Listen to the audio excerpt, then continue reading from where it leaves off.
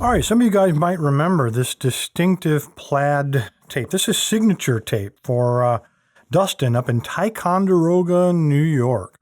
Another thing Dustin is famous for, first of all, he sent me the key, and he's got kind of a unique security seal on this one.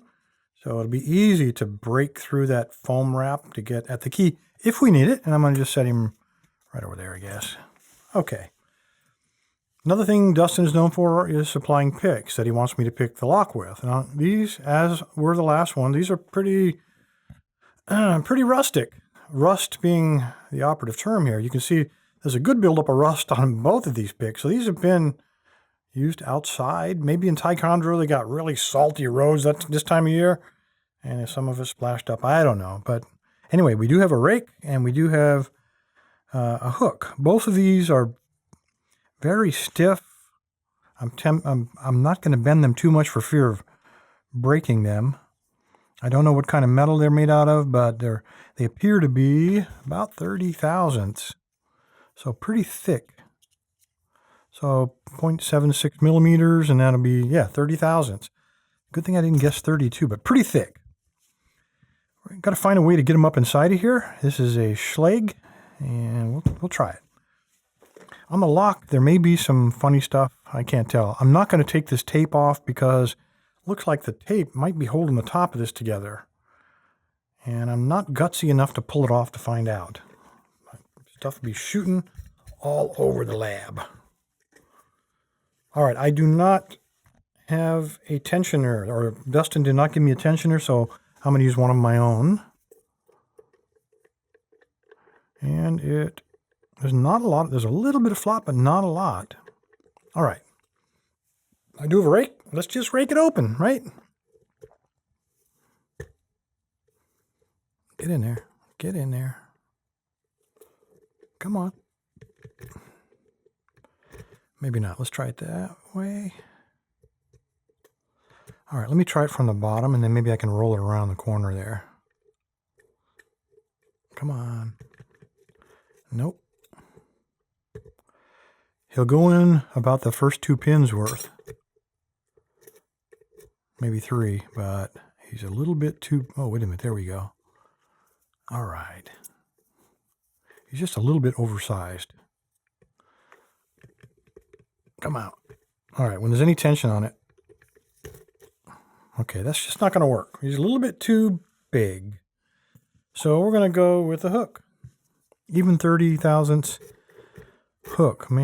He seems to be getting there okay. I was going to say he may be giving me a little trouble. I'm trying to figure out if he'll go high enough from that side, and he may... If there's any really high cut pins, it probably will not reach all the way to the top. So I've got to hope for the best. All right, put him in there. Roll him. I'm going to actually try... let's try something else. Let's put him in upside down. And let's use some bottom of the keyway. Take this guy. I'm going to take the pick he gave me, put him in upside down, apply light tension, and just see if I can rake this lock open using the hook as a rake. Oh man, very deep. And very open. There you go, Dustin. Even if you hobble me with these things, I don't know what to tell you, man. You need a little work, no question about it. If I broke that off right about there, he probably would be an excellent, like a snake rake, probably would work really good. But he was just too big to go into this keyway the way he is. So there you go, Dustin. I am not... Okay, I am going to gut him. You went to the trouble to put him together. I'm going to go ahead and gut him. So if you're not interested in gutting, now's the time to say stay safe, stay legal. Appreciate your time, guys. But Dustin built it. I'm going to take it apart. All right, let's lock him back up. We do have a key. And here's what the bitting looks like. These, by the way, are hand-filed. Well, 2 of them are hand-filed. That one and the center one there. The rest of them look like it might be stock cut. Oh. He does grab a little bit, but it does work, so it is a Vallis Towns lock.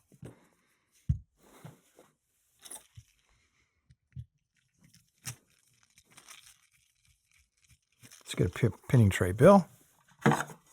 Let's jazz things up just a little bit by using my Jeep tray.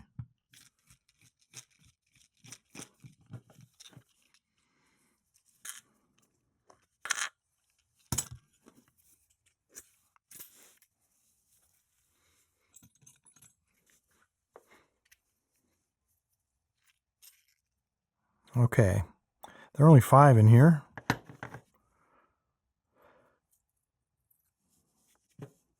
Put him back here. Place for everything and everything in its place. Standard. Standard. Looks like the end of that key pin has been filed down. A homemade double spool. Standard and standard. Nothing to the core.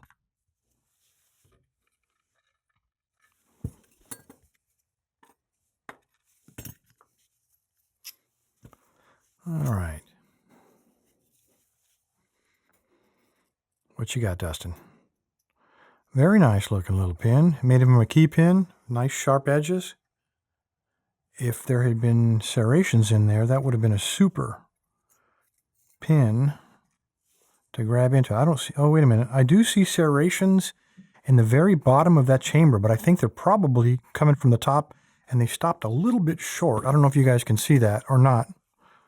So Dustin didn't quite go all the way to the bottom. He went about 3/4 of the way in the depth and stopped. And that's because sometimes when you thread from this end, the tap starts to bind up unless you use a good amount of lubricant. And then when it binds up, you really don't want to turn anymore because those things tend to snap rather suddenly. So that's probably what happened there. All right, number 2, beautiful looking pin. Nice sharp edges again. Very well done. And we have a little steel spring. I don't see any serrations down in there. Number 3 looks like a standard pin. And put that back and dump some springs here. Maybe. Maybe not. Come on, number 3, where are you?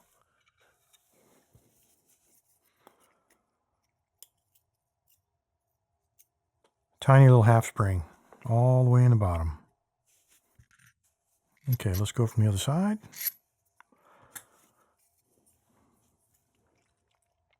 Number 6 was empty. Number 5, there we go. All right, Dustin, this guy was in what I would consider to be upside down.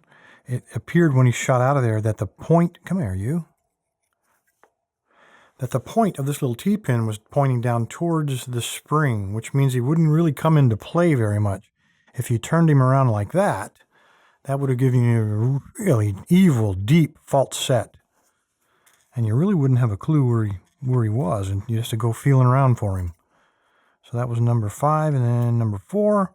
Oh my goodness. Looks like, I will say that looks like a piece of screw, but I believe that is a commercial or very nicely done, handmade serrated, very, very sharp edges. Really cool looking pin. And we pull this out of here. And again, I think what happened in all of these, the threads don't quite come all the way down. The threads stop 3/4 of the way in number 6, and I really can't see into the rest of them because of the angle. So definitely 1, well, 6 wasn't even in play. There was no pin in it. So that one doesn't matter. I'd be willing to bet Dustin tried to tap everything from this side, which is really the only way you can do it, since there's no holes in the bottom, and he didn't quite go far enough. When he started binding, he quit, backed it out, and it hadn't quite reached that critical point where some of these beautifully done sharp edges could have snagged up in them. Anyway, there you go, guys. Appreciate your time. Appreciate your patience. Stay safe. Stay legal. Dustin, great job. Just add a little lubricant to your tap when you tap these things or when you thread these things, and it'll go all the way to the bottom. Thanks, guys. Each of these videos takes 4 to 6 hours to record, edit, and publish, so I'd really appreciate it if you show your support by subscribing and clicking on the like button. Thanks, guys.